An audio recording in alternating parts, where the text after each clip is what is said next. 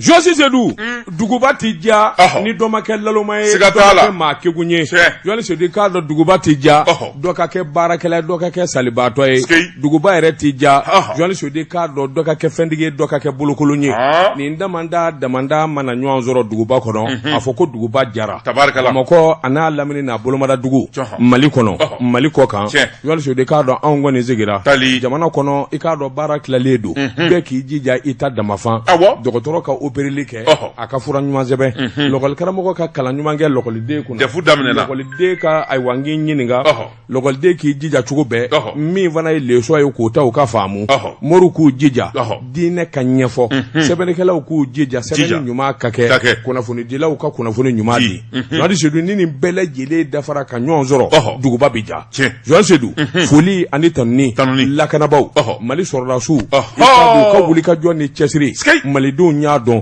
Josi Sedu k'a dɔn k'u jija hali bi n'a ka bi baara tɔ man jan bilen sɔɔni an n'u bɛ fara ɲɔgɔn na siga t'o la nɛgɛw kɛra fɛ sɔgɔmada in na Gibson control denmisɛnninw ningama ale bolo bɛ nɛgɛ kan n'a y'a nɛgɛw ka yamaruya di Degalo depuis quand depuis longtemps bientôt il tura jibi kuma fa de minɛ i bɛ ko anw na cogo di mɛni nɔ la o jibi tɛmɛna ni tɛmɛna Ahmed tɛmɛna 2 galons ni ma filata ka tugu ɲɔgɔn na n ka bogo don n bɛ filata embargo bɛ a ma ja n bɛ filata jibi yamaruya di an ka tɛmɛ ni kunnafoni bajaw Tunkara ko dumandiɲɛba ma kɛ n'o kɛ woro kunba kelen sɔngɔ ye nam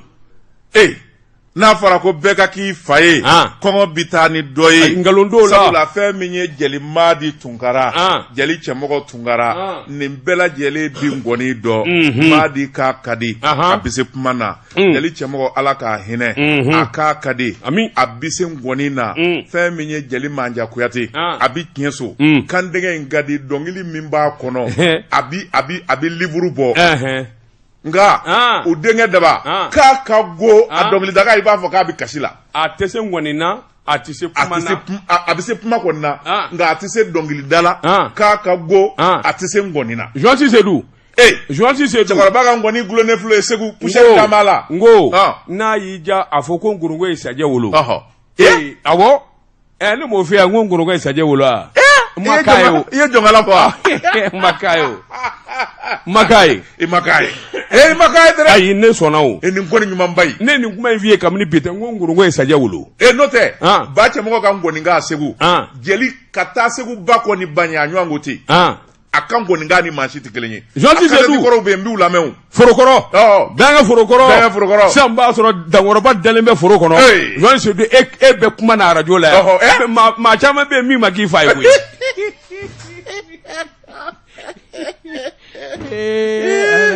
e dogo cogo di ɲankuma b'a sɔrɔ Babile ka kaba funna e dogo cogo di sisan n'a sɔrɔ Babile bɛ tile kɔrɔ a bɛ tile kɔrɔ Josi Sedu min kɛra a fa ye taa kana t'a la a tɛ ɲɔgɔn cɛ dugabu morikɛ in don dankɔrɔba dalen bɛ a tɛ maa ci cɛ o cɛ y'a sɔrɔ dugabugu Ala ye mago dilan Ala y'o k'a ye Mohamed Ba Jara wa Mohamed Ba Jara sikei fa taara ka min don ale de y'a ta ale de kɛra fa yɛrɛ yɛrɛ ye anw kɔni y'o fɔ Mohamed Ba Jara sikei moriw ka mori k'a ka dugawu k'an ye ko n ye n ka tura ye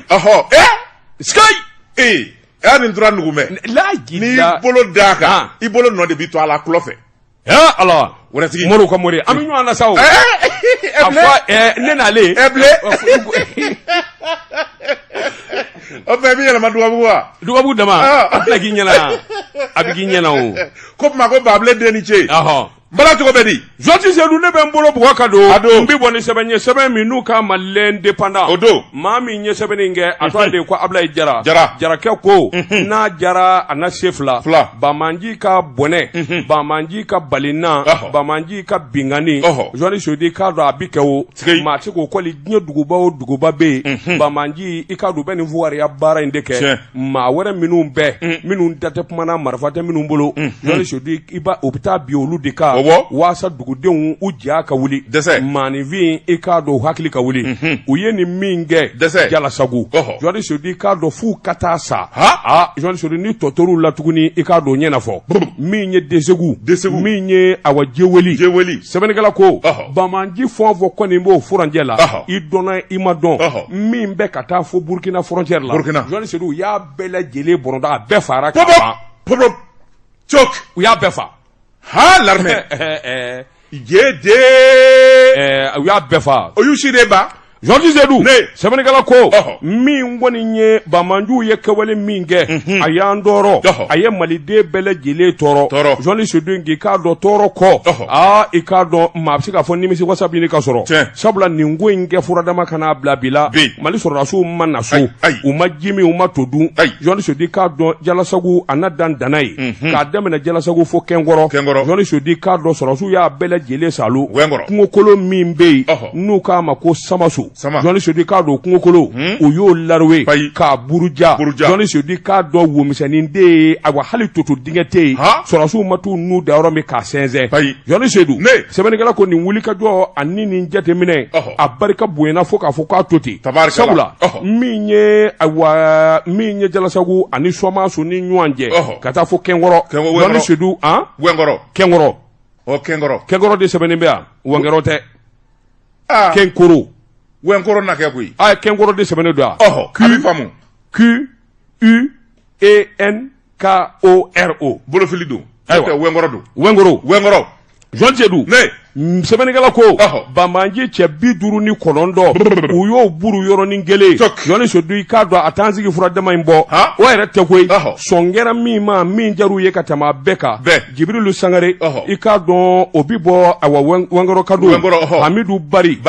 ale fana ale bi bɔ Mondoro Johnny Sedi k'a dɔn ninnu bɛɛ lajɛlen de ye ngana ye Bamanjuw ka kɛnɛ kan sɛbɛnnikɛla ko ninnu kun ye man di sabula u kelen bɛ ka dɔgɔyɔrɔ min sɛnɛ maa si t'i miiri abada k'u b'o wo kɔnɔ Johnny Sedi k'a dɔn Wɛnkɛrɔ o ni Burkina Faso cɛ a man jan kosɛbɛ Johnny Sedi k'a dɔn ayiwa kun kelen bɛ ka dingɛba tigɛ u t'an b'u dɛga ye n'u ye binganiw ni nin kɛwale ninnu kɛ u bɛ boli ka tunu ten u bɛ kɛ n'a fɔ i ko to bɛna dugukolo u bɛ sin ka tunu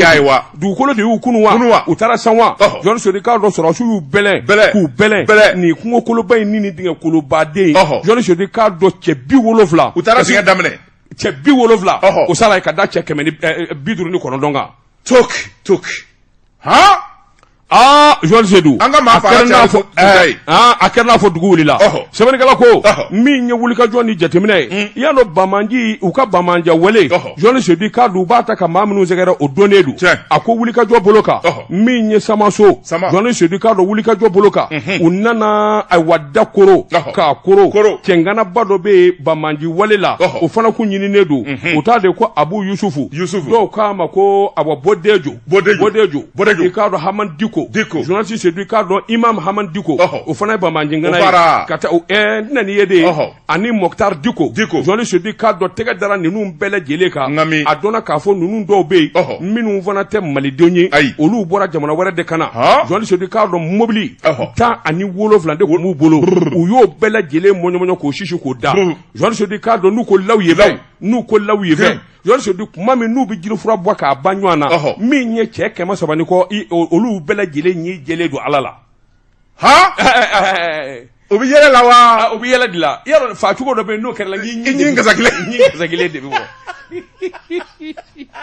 koyi l'armée fota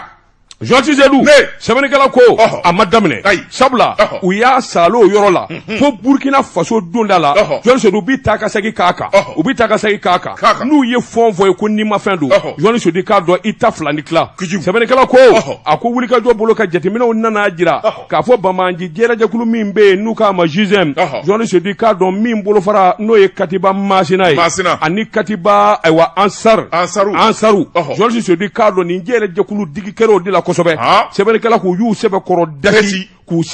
dasi Sila tunu yɛrɛ de bolo kanen don Jɔli Seydou ka duguyɔrɔ fɛn fɔ bɛ yen kungo kolo fantan banda kɔnɔ sɔrɔsiw taar'u tɛgɛ da bɛɛ lajɛlen kan k'a bɛɛ lajɛlen dakolon di ka kolon di Jɔli Seydou i y'a mɛn bɛ sa i kana duguyɔrɔ de b'i la fɛn o fɛn n'o b'u dɛmɛ fɛn o fɛn n'u b'u sɔri Jɔli Seydou k'a dɔn a bɛɛ lajɛlen dakolon cira k'a kolon di sɔrɔsiw dimi kojugu u ma da yen ma koyi Jɔli Seydou k'a dɔn u ye wulikajɔ kɛ min kɔni ye munumunu salo ye jɛnɛ kɛnɛnkun ka taa fo n ɲini ka sɛgɛ min bɛ Bankansi mara la u nana munumunu salo kɛ nin bɛɛ lajɛlen la sanfɛla b'a di dugumana b'a susu saa to maa ka se k'a kunun Jɔli Seydou ka kɛwale dɔw bɛ yen n'o taara ka k'i ɲɛna walahi i dusu bɛ da i k'a dɔn i hakili bɛ sigi i bɛ limaniya sɔrɔ Jɔli Seydou sɛbɛnnikɛla ko dimi bɔlen an n'o man jan bilen min ye sɔrɔsikuluw ye u ye kɔsɛgi bɛlɛ da tuguni Farabugu Jɔli Seydou k'a dɔn ka taa yen larowe n'a sɔrɔla min bɛ yen foyi Jɔli Seydou k'a dɔn baloko de banna samiyɛ donda don tɔni 100 ani tɔni 77 balo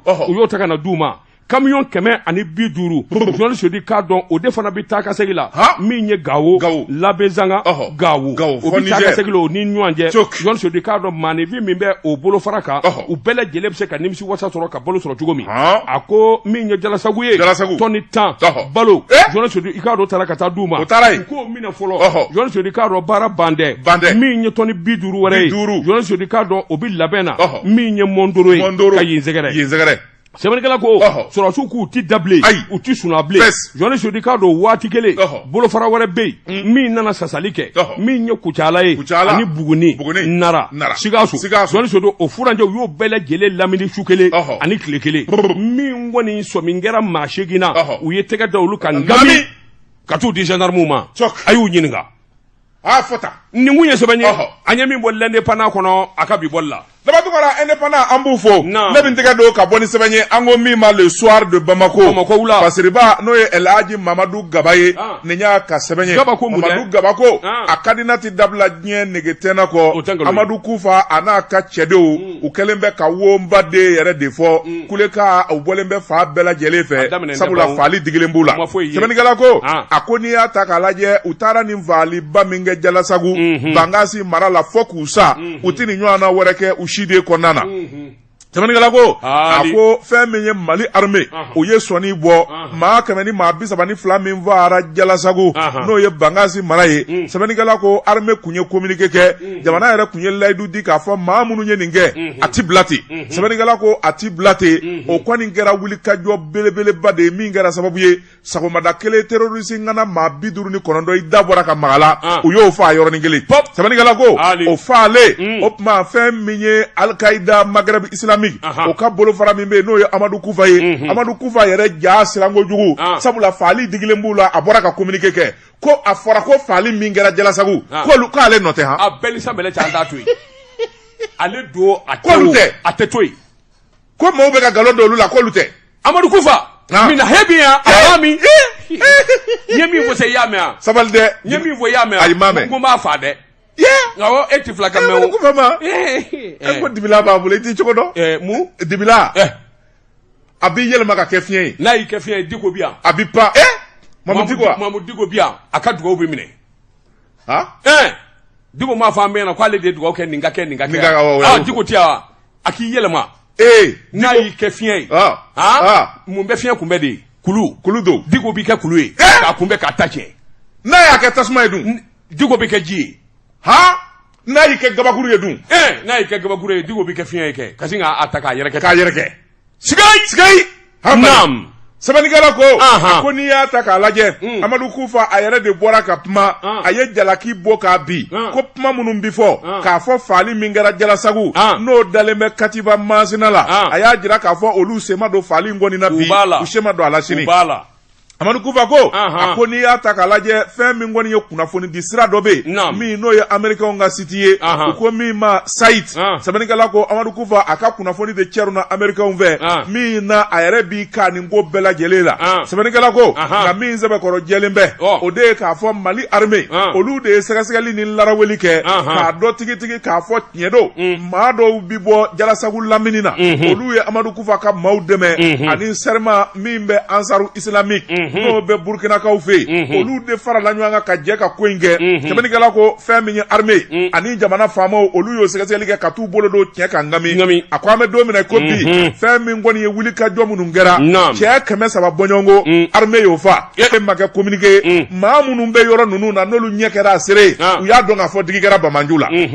sɛbɛnnikɛla ko a ko n'i y'a ta ka lajɛ nin waati laban ninnu na digide kɛlen bɛ kojugukɛla ninnu na fo ka taa fɔ ko a to ten sabula faaliba kule min n'o dar'u ka mura cɛ 200 fo ka se cɛ 300 ma o fara sɔgɔmada kelen sɛbɛnnikɛla ko kab'o kɛra Bamanju ninnu kɔni u yɛrɛ kɔnɔ ganna taafan tɛ nafan tɛ u yɛrɛ kɛlen bɛ k'u yɛrɛ ɲini ni minnu ma boli ka taa Burkina olu taalen b'u dogo Niger a ko an bɛ don min na ko bi Mali armée kɔni kasa bɛ yɔrɔ yɔrɔ u bolilen ka bɔ yen u ɲɛsinnen bɛ maa minnu ma o ye civil gansanw de ye minnu ma min minnu ma bɔ fugariya yɛrɛ bolo ma u bɛ taa bi olu kan ni olu nugɛnɛ karaba ni ka boli sɛbɛnnikɛla ko a ko an bɛ don min na ko bi o fɛnɛ waati nataw la o bɛna ban pewu sabula labɛn min sabatilen bɛ armée bolo o de ye k'a fɔ Bamanji kasa bɛ yɔrɔ yɔrɔ k'a bɛɛ lajɛlen fura ni k'a jɛ pas sɛbɛnnikɛla ko a ko an bɛ don min na ko bi fɛn min ye Katiba Masina ye Amadu Kufa n'a ka cɛdenw u jigilatigɛlen bɛ bi fo ka taa fɔ k'a to ten sabula fagali digilen b'u la u tun bɛ wari sɔrɔ sira o sira fɛ armée y'o datugu mina pétrole taji balo o bi sɔrɔ sira o sira fɛ armée y'a bɛɛ lajɛlen tigɛ o tuma u bi yɛrɛ ɲini de la bi n'i ye sɛ faga diyagoya kɔni a b'i pipi nka pipili in kɔni mana ban cogo o cogo sɛ kɔni laban ye fɛn min ye o ye baramani kɔnɔna ye sɛbɛnnikɛla ko a ko terrorisme wale a ti ban don kelen nka k'a fɔ fɛn min ye jigilatigɛ o bi don Mali kɔnɔ armée k'o banna kunnafoni filɛ nin ye an ye min zalo ka bɔ le soir de Bamako kɔnɔ a ka bɔli la Joasi Seydou sɛ min bɛ Sansara kɔnɔ n'o ka degunnen don min bɛ pɔli kɔnɔ ka jira o ta tiɲɛna mɛnna Joasi Seydou n bɛ n bolo bɔgɔ ka don n bɛ bɔ ni sɛbɛn ye sɛbɛn min n'u k'a ma la révélation ko dogolenw k'u da kɛnɛ kan maa min y'a sɛbɛn a tɔgɔ de ko Masasi Joasi Seydou cakɛdaw sigilen don min ye bolofaraw sigilen don ka dafali kɛ Joasi Seydou k'a dɔn cakɛda a kan ka baara min kɛ n'o ma kɛ o fana na sɛbɛkɔrɔ fɔ Joasi Seydou k'a dɔn ayiwa min ye wulikajɔ ye min ɲinɛ ani Yaya Sunkalo Joasi Seydou k'a dɔn mun bɔnɛ ye ninnu sɔrɔ Siraba ka kasara de y'u sɔrɔ sabula u bɔra Banamba k'u bɛna Bamakɔ Joasi Seydou k'a dɔn u bi kari min kɔnɔ kari bolikojugu o tari dulon bɛni dɔ la bɛni wɛrɛ fana tun b'o ɲɛfɛ a ma ɲɛ min ko a kɛra ten Joasi Seydou k'a dɔn nin kɛra accident juguba ye accident juguba min ayiwa n'a kɔni kɛra sababu ye nin kamalennin 2 ka dɔ kɛra o sen tigɛra ka bɔ a la pewu dɔ kɔni bɛ yen o bolo tigɛra ka bɔ a la pewu u sigilen don u sen sabara kɔnɔ u tɛ se ka foyi kɛ bilen Joasi Seydou k'a dɔn tuma min accident in kɛra polisiw nana wuli ka jɔ kɛ ka sɛgɛsɛgɛli kɛ sɛgɛsɛgɛliw kɛlen i k'a dɔn ayiwa a dɔnna k'a fɔ kiiritigɛlaw fɛ k'a fɔ n k'i ɲininka min ye Ba Seydou Kɔnɛ i k'a dɔn o bolo tigɛra a taa ayiwa sogoba o sen kelen tigɛra o fana tɛ ka baara kɛ bilen o tuma yamaruya bi di i k'a dɔn mobili ninnu u bɛ assurance min na n'o ye assurance lafiya ye o kan ka wuli ka jɔ kɛ ayiwa k'u tunama da min ye u ka wari ye k'a sara Joasi Seydou k'a dɔn bɛn kɛra nin kan ni k'a bila nka san kelen assurance lafiya bannen don k'u ka wari sara sɛbɛnnikɛlaw ko ka da mun kan ko in barika bonyana a bɛ ne ka san kelen bɔ taa ka segin bɛ sen na hali avocat min bara k'u dɛmɛ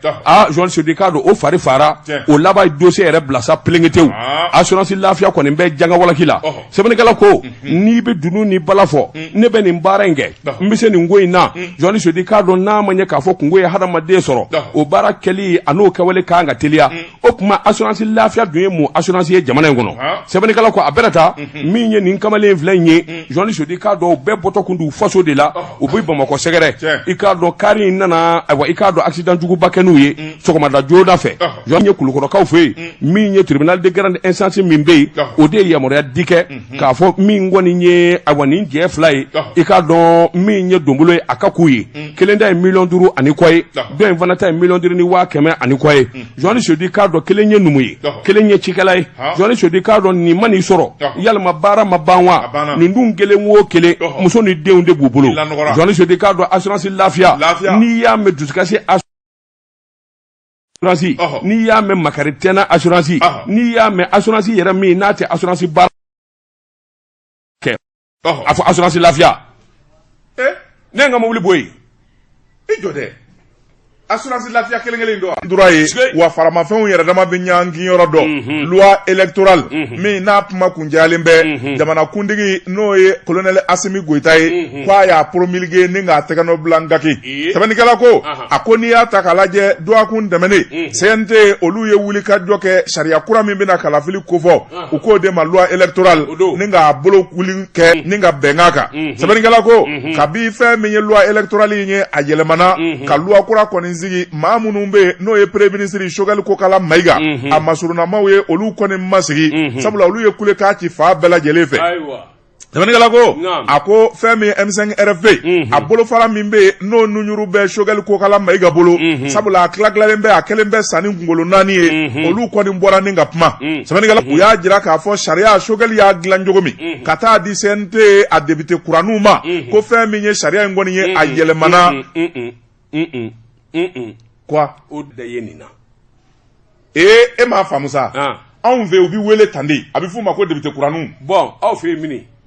Bɛlɛdugu an b'u wele ko député kuraniw mais a ti non CNT membres les membres du CNT ou les conseillers du CNT an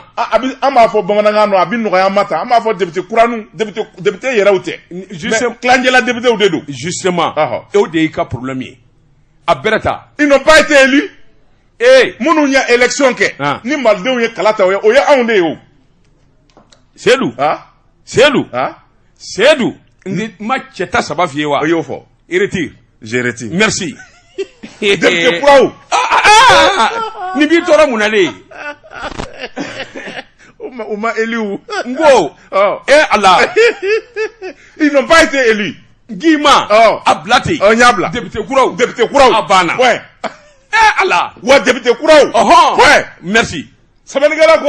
a ko fɛn min ye CNT député kuraw ye kalama ta minnu ye olu y'u bolo kɔrɔta a la Allah i ko n ka n'a fɔ député kuraw n y'o bɔ a la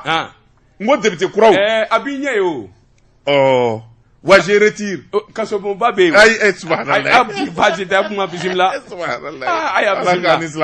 amina yarabi sɛbɛnnikɛla ko a ko n'i y'a ta k'a lajɛ fɛn min ye CNT a député minnu bɛ olu y'u bolo kɔrɔta k'a jira k'a fɔ sariya in kɔni u jɛna n'a ye bayɛlɛmali min donna a la 92 Choguel ye min sɛbɛn ka taa da o kɔrɔ u y'a yɛlɛma k'a yɛlɛma ka n'a kɛ jamanadenw sago ye sabula maa caman bɛ CNT kɔnɔ minnu y'a jira k'a fɔ loi min n'o kun taara da u ɲɛkɔrɔ janfa don Choguel kɔni a b'a fɛ ka fanga kuru bɛɛ lajɛlen d'a yɛrɛ ma wa n'ala ma jange kalafili min bɛna kɛ jɛkulu min bɛna kalafili jaabiw bɔ Choguel kelen de b'a sugandi sabula maa 7 jama ale kelen bɛ maa 4 ta u k'o ma majorité sɛbɛnnikɛla ko n'u taara o sira fɛ maa minnu bɛna kalafili koɲɛ ɲɛnabɔ a bɛɛ lajɛlen bi kɛ Choguel ka maa ye wa kalafili jaabi min di a bi kɛ Choguel de sago ye sɛbɛnnikɛla ko o ye janfaba de ye o bɛ se ka na ni mankan ye sɛbɛnnikɛla ko n'o tɛmɛna ka bɔ yen fɛn min ye loi électorale ye a kan ka sigi hakilina minnu kan minnu bɛ kɛ sababu ye fɛn min ye kalafili ko ye k'a nɔgɔya gɛlɛya minnu bɛ jamana kɔnɔ ani sama-samali min bɛ k'a bɛɛ lajɛlen fura k'a ban sɛbɛnnikɛla ko fɛn min ye CNT membre ye u ye wuli ka jɔ kɛ ka sariya in de sigi o kan gaki o nana kɛ gɛlɛya ye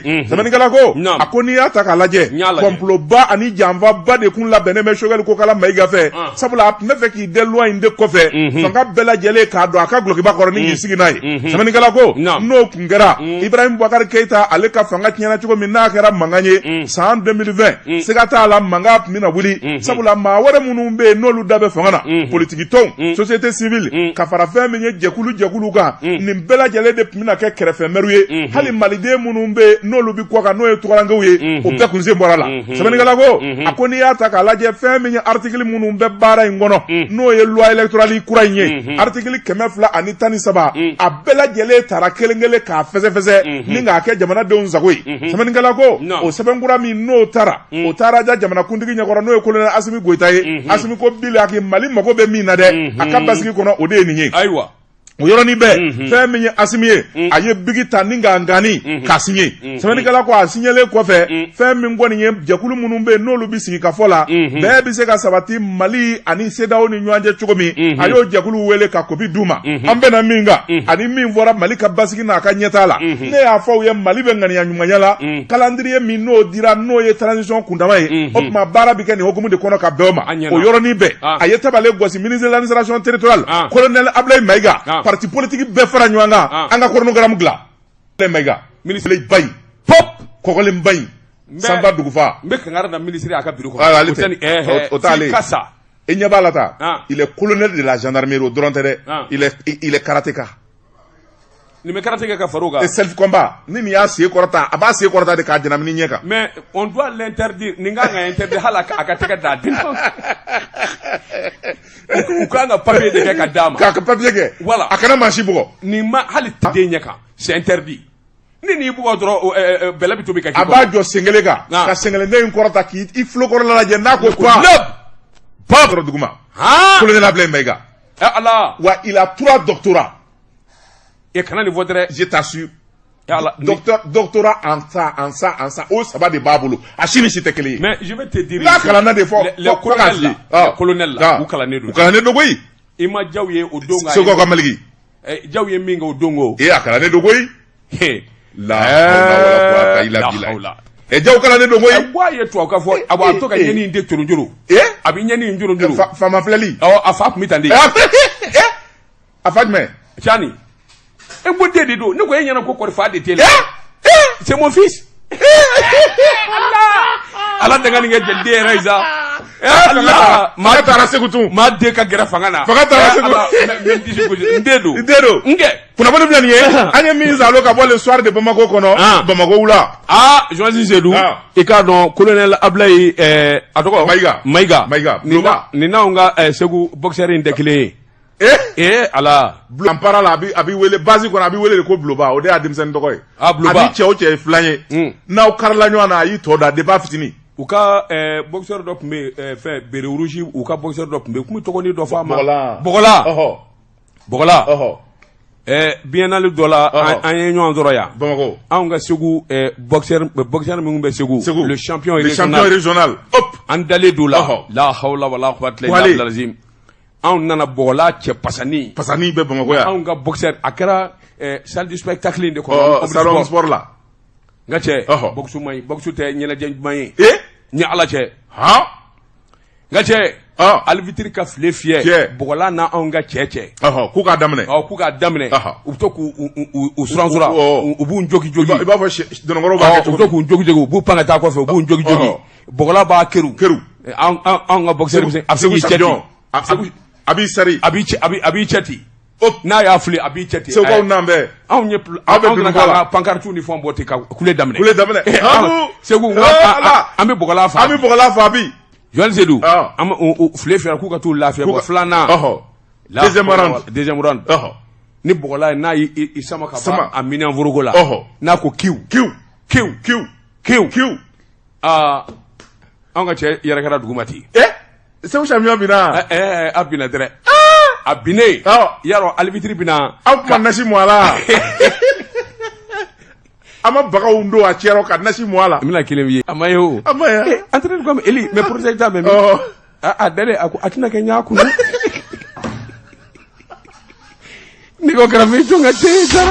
cɛ Salam Abdulsalam Ganama i k'a dɔn ale de ye a bɔ dugutigi ye min ye Kusaka dugutigi o nisɔndiya kojugu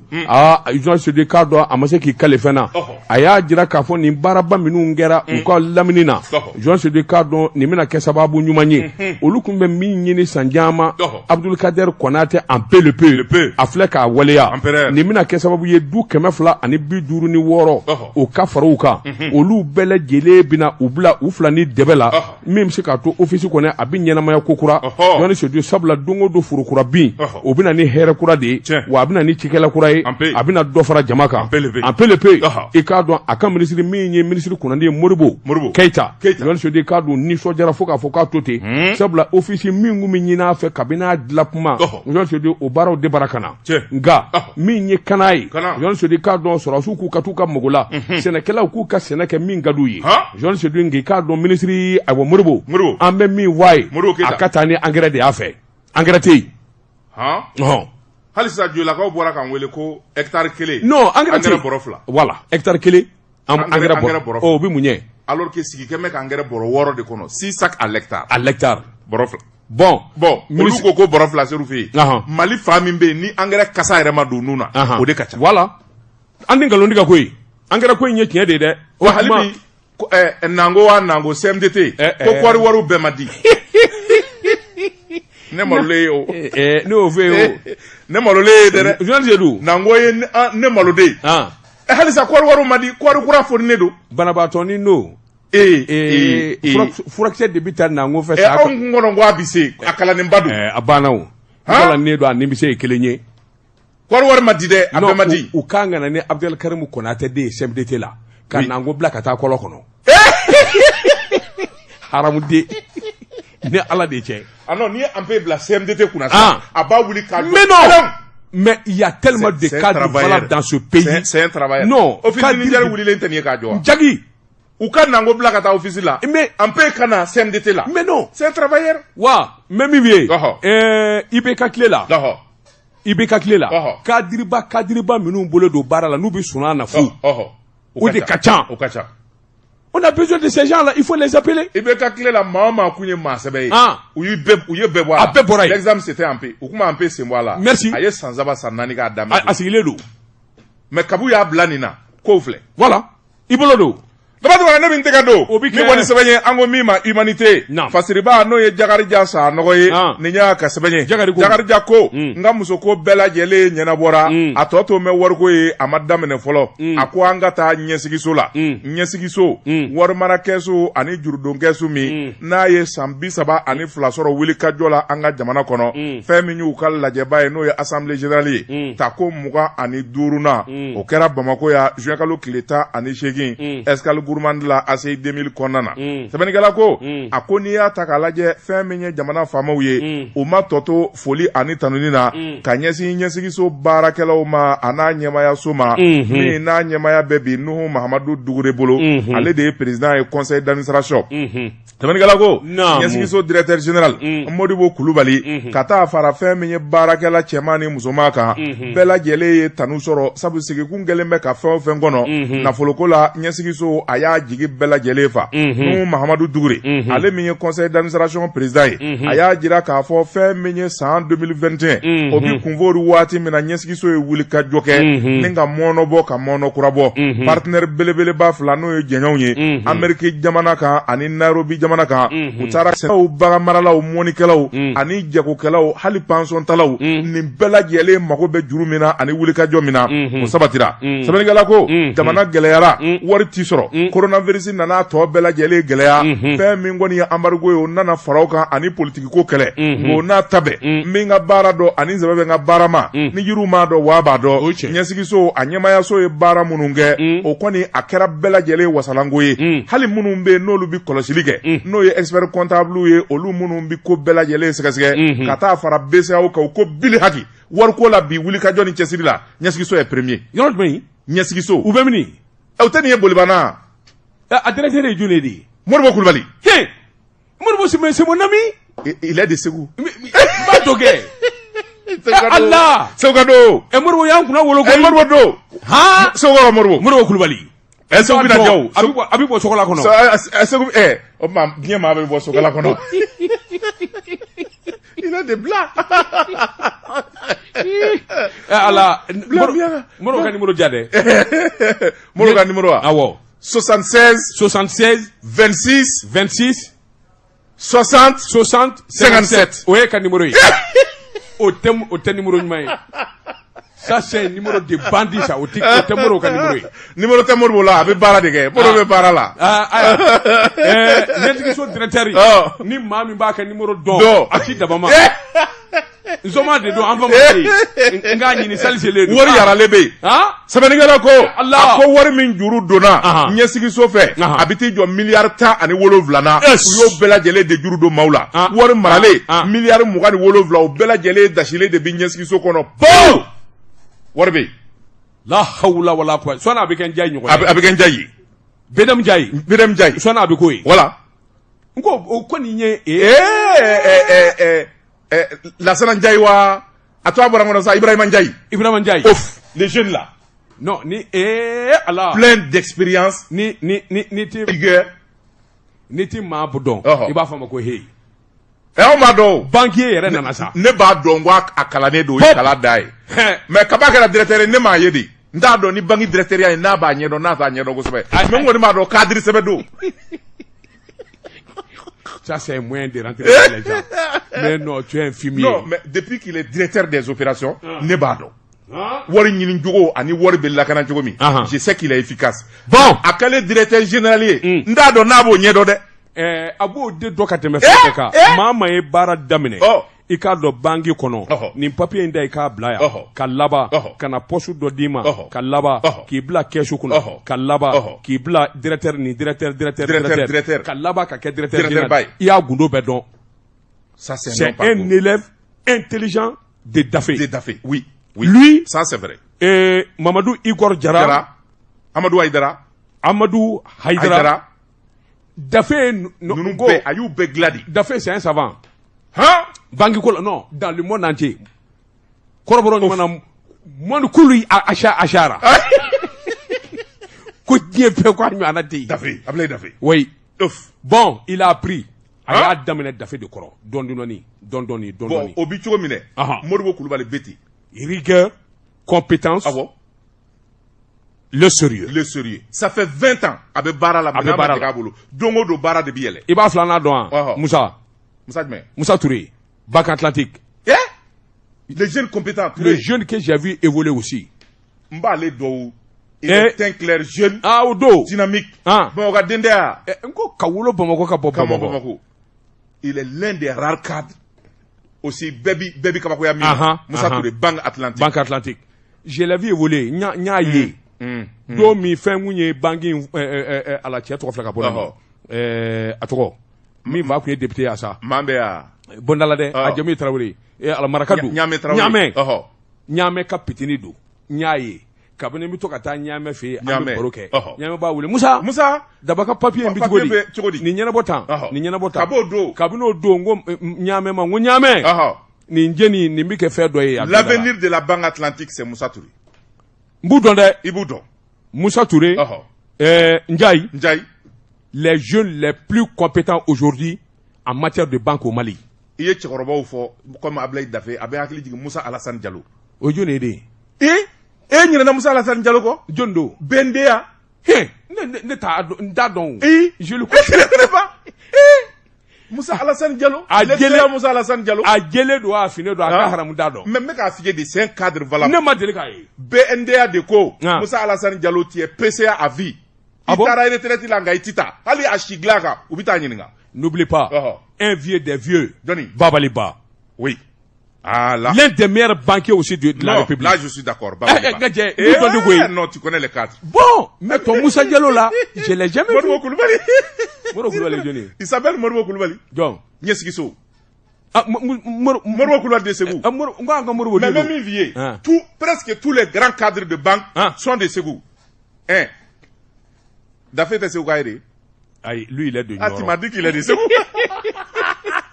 Lui, il est de Nioro. Moussa Alassane Diallo, il est de Ségou. Brema Amadou. Ségou.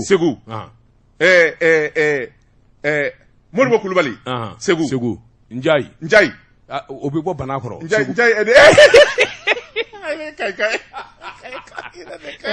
Kana bo anga dugula sa. Anga dugula malu.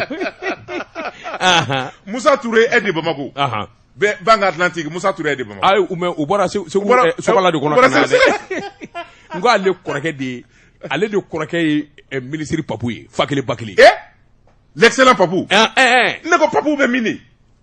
On a besoin de Papou. Papou de ma permis Mali redresser wa. Allez do. Ni Papou te Sud-Afrique. Ça va sur Londres. Il est consultant international. Aïde, amba menula. Mali mago bala. Asimi Goïta ibi Papou wele jona. Mali mago bala. Abo? Nam. Sebenigala ko. Akoni ya taka laje. Nyesigiso koni akelembe mi nyebi. Akelembe wasai. Sabula hali wori mine chugo ani wori marachugo nyuma. Sisuko fabu katika wori mine isi yorola. Kalaba nga resi dima. Ki hakil latige. Fɛn min ye ɲɛsigiso ye a ye nin bɛɛ lajɛlen de sigi sen kan wa baara kura min nalen b'u bolo o ye carte magnétique ye n'o kɔni b'i kun Mali fara fɛn min ye UEMOA jamanaw kan I munumununa yɔrɔ o yɔrɔ fɛn min kɔni ye nafolo ye I b'a salo ni ka tɛmɛ n'a ye sɛbɛnnikɛla ko a ko fɛn min ye jɛkulu dɔw ko min ma sidi o dar'u la miliyɔn 196 ka n'o d'u ma min bɛ se k'a to wulikajɔ ani baara ka sabati FINAO o sira fɛ sɛbɛnnikɛla ko a ko fɛn min ye ɲɛsigiso ye warimara kɛsu ni jurudon kɛsu la bi a ma ka di a basigilen bɛ wa fɛn min ye sɛbɛ ye tubabu ko min ma sérieux o de bɛ yen kunnafoni filɛ nin ye an ye min zalo ka bɔ humanité kɔnɔ akabi bolla Jonsi Sedu maa fila yeli mandi maanifi ye Jonsi Sedu k'a dɔn maa fɔlɔ y'i ka jurumanintigi ye ani muso ɲamakɛ Jonsi Sedu k'a dɔn ninnu yeli mandi ye fiyewu o kan ka kunji yɛrɛ de I ka nin kuma ye tiɲɛ ye dɛ bala cogo bɛ di Jonsi Sedu n bi bɔ ni sɛbɛn ye sɛbɛn min n'u k'a ma le sursaut Jonsi Sedu k'a dɔn a ma ɲɛ min kɔ a kɛra o ye min ye misiriba kɔnɔna ye Bamakɔ misiriba I k'a dɔn alimami ko salamu aleykum wa rahmatullah Jonsi Sedu k'a dɔn cɛ ka bɔ ani muru ka bara a la ngami si ma kɔrɔsi ye mun kɛra a muso kamalen misiriba kɔnɔ misiriba a bɛ a kɔnɔna tɛ dɛ kɛyɔrɔ la ale ma limaniya sɔrɔ limaniya ko t'o la muso ko Jonsi Sedu sɛbɛnnikɛla ko Bamakɔ misiriba juin kalo tile 4 tɛmɛnen na fitiri o salilen kɔfɛ YS YS I k'a dɔn awɔ wulikajɔ ni jateminɛ Jonsi Sedu k'a dɔn awɔ a n'a kɛ Yaku ye YS I k'a dɔn ale kɔni a nisɔn ma diya nin don in sabula min ye awɔ furumuso dɔ ye Jonsi Sedu k'a dɔn sɔmi kɛra k'a fɔ YS a furumuso cɛ dɔ kɔni bɛ yen I k'a dɔn ayiwa Yaku den muso don Yaku muso jagokɛlaw dɔ bɛ suguba in kɔnɔ Jonsi Sedu k'a dɔn muso in bɛ awɔ nemuruba ni namasaw de feere a n'a kɛ muso canaja ye Jonsi Sedu Ala de b'an kisi tiɲɛ yɛrɛ la nemuruba feerela namasa feerela dɔw bɛ yen dɛgɛ feerela ni muso b'a la wali denmuso a bɔ a la dɛ o tɛ dɛ a dɔw yɛrɛ bɛ yen tiɲɛ yɛrɛ la muso ɲumanw do koyi muso ɲumanw do koyi n'a dɔw ka ɲi a dɔw ka ɲi dɛ dɔw bɛ se ka lemuruba tasa tɛrɛmɛ e b'a ka mun feere e ne ye nemuruba feerela de n ko e bɛ nemuru dasa jigi yan dasa jigi yan nga kurusa nga besa a dɔw ka ɲi dɛ Jonsi Sedu bon I yɛrɛ b'a dɔn fana c'est à dire que n bi tiɲɛ de f'i ye Jonsi Sedu k'a dɔn tout ce qui est interdit musoko la o de ka di ye o de ka di oui sitanɛ muso ko sitanɛ b'o de kɛ tout ce qui est interdit sitanɛ de b'i ɲɛ yɛrɛ la ni ɲɛra nin na n malo b'a la ni ɲɛra nin na mɔɔw bɛ n fa n bɛ lebu n'o donna musoko la o dabila man di dɛ wa I bɛ malo la fana